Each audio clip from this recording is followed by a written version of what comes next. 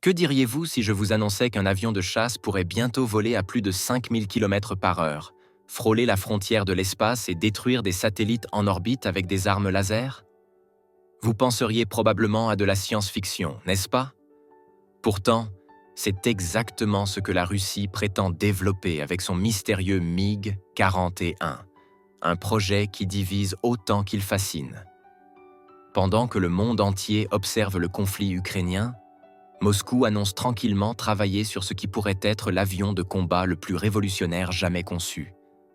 Mais derrière ces promesses spectaculaires se cache une réalité bien plus complexe et controversée que ce que les médias russes voudraient nous faire croire.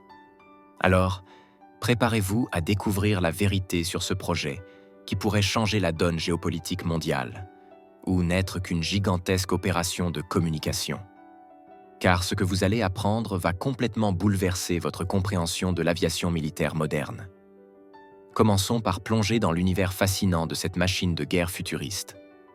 Le MiG-41, officiellement désigné sous le nom de code PAC-DP, ce qui signifie Complexe aéronautique prospectif d'interception à longue portée, n'est pas un simple chasseur. C'est un concept révolutionnaire qui repousse les frontières de ce qu'on pensait possible dans l'aviation militaire. Imaginez un appareil capable de s'élever à des altitudes que seuls les vaisseaux spatiaux atteignent habituellement, équipé d'un système de propulsion hybride combinant turboréacteurs et statoréacteurs. Cette technologie permettrait théoriquement d'atteindre des vitesses dépassant Mach 4,3, soit plus de 5000 km par heure. Pour vous donner une idée de ce que cela représente, cet avion pourrait parcourir la distance entre Paris et New York en moins d'1 heure et demie. Mais ce n'est que le début de ses capacités supposées. Les ingénieurs russes affirment que ce chasseur de 6e génération sera équipé d'armes à énergie dirigée, autrement dit des lasers de combat capables de neutraliser des cibles à distance sans munitions traditionnelles. Plus impressionnant encore, il embarquerait des missiles antisatellites, lui permettant d'engager des cibles en orbite terrestre et de participer à ce qu'on appelle la guerre spatiale. Cette approche révolutionnaire de l'interception s'accompagne d'une philosophie de combat totalement nouvelle. Contrairement aux chasseurs traditionnels qui s'appuient sur la vitesse et la manœuvrabilité, le MiG-41 privilégierait la guerre électronique et les attaques non cinétiques. Ces armes seraient conçues pour paralyser les systèmes électroniques ennemis plutôt que de les détruire physiquement. Une stratégie particulièrement adaptée aux conflits modernes, où la technologie joue un rôle prépondérant. Mais voici où l'histoire devient vraiment intéressante, et où les promesses commencent à se heurter à la réalité. Car si ces spécifications paraissent éblouissantes sur le papier, leur faisabilité technique et leur pertinence stratégique soulèvent de nombreuses questions que les experts n'hésitent pas à poser.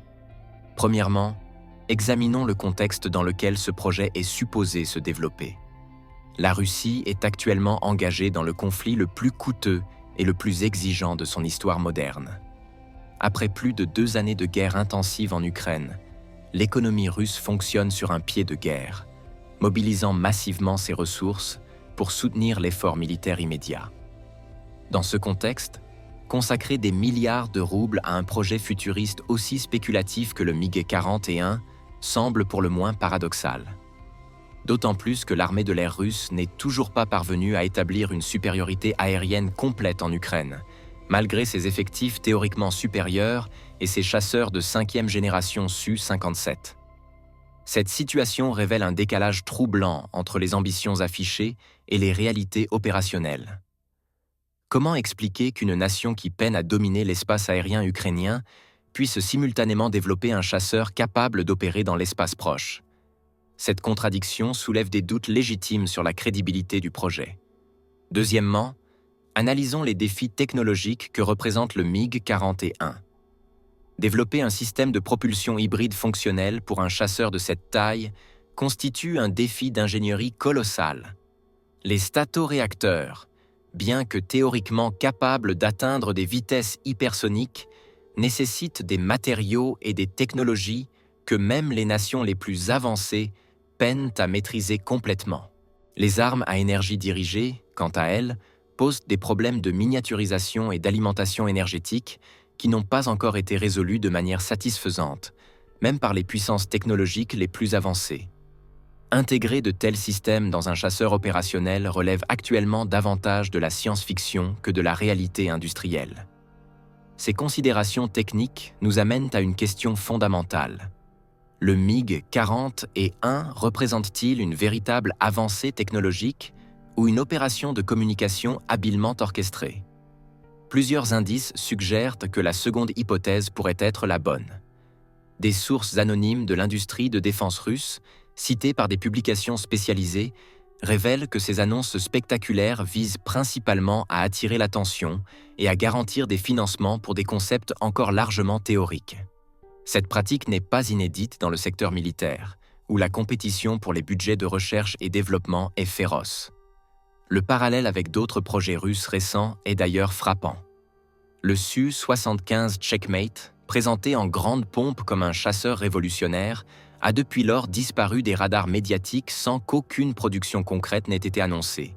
De même, le Su-57, censé rivaliser avec les F-22 et F-35 occidentaux, peine à entrer en production de masse malgré des années de développement. Pendant que la Russie multiplie les annonces futuristes, ses concurrents avancent méthodiquement sur des projets plus réalistes. Le programme Next Generation Air Dominance américain, par exemple, bénéficie de financements considérables et progresse selon un calendrier précis, avec un premier vol prévu avant 2030. Ce programme s'appuie sur des technologies matures et des partenariats industriels solides, contrairement aux projets russes qui semblent davantage relever de la communication que de la réalité opérationnelle.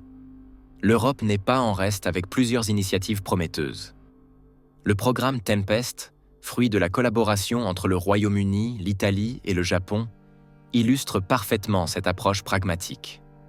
Chaque nation apporte son expertise spécifique, créant une synergie technologique et industrielle qui maximise les chances de succès. De son côté, la Chine a récemment dévoilé des prototypes de chasseurs de 6e génération qui ont effectué des vols d'essais réels, prouvant que leurs technologies ont atteint un niveau de maturité suffisant pour des tests opérationnels. Cette approche concrète contraste fortement avec les annonces russes qui restent, pour l'instant, purement théoriques. Face à cette concurrence internationale acharnée, la stratégie russe semble privilégier l'effet d'annonce sur la réalisation effective. Cette approche présente certes des avantages en termes de communication et de prestige, mais elle risque de créer un fossé croissant entre les ambitions affichées et les capacités réelles. Dans ce contexte, certains experts suggèrent que la Russie ferait mieux de concentrer ses efforts sur des projets plus réalistes et immédiatement utiles.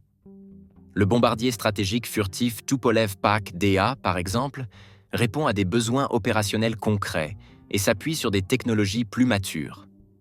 Ce programme pourrait effectivement renforcer les capacités de dissuasion russes tout en étant réalisable avec les ressources disponibles. L'histoire de l'aviation militaire nous enseigne que les projets les plus spectaculaires ne sont pas nécessairement les plus réussis. Les programmes qui survivent et prospèrent sont généralement ceux qui trouvent l'équilibre optimal entre ambition technologique et réalisme économique. Le célèbre SR-71 Blackbird, malgré ses performances extraordinaires, a été retiré du service en partie à cause de ses coûts d'exploitation prohibitifs. Cette leçon devrait particulièrement résonner pour la Russie, dont les ressources sont actuellement monopolisées par un conflit coûteux et prolongé. Dans ce contexte, poursuivre le développement du MiG-41 pourrait s'avérer être un luxe que le pays ne peut pas se permettre. Pourtant, on ne peut pas complètement écarter la possibilité que ce projet cache des développements technologiques réels. La Russie possède une tradition d'excellence dans l'aviation militaire, et ses ingénieurs ont déjà réussi des prouesses techniques remarquables par le passé. Le MiG-31, prédécesseur supposé du MiG-41, reste aujourd'hui encore l'un des intercepteurs les plus performants au monde. Il est donc possible que certaines technologies développées dans le cadre du programme MiG-41 trouvent des applications dans d'autres projets plus modestes mais réalisables. Cette approche permettrait de capitaliser sur les recherches effectuées tout en évitant les écueils d'un programme trop ambitieux. En fin de compte, le MiG-41 illustre parfaitement les défis auxquels font face les nations qui cherchent à maintenir leur rang dans la compétition technologique mondiale.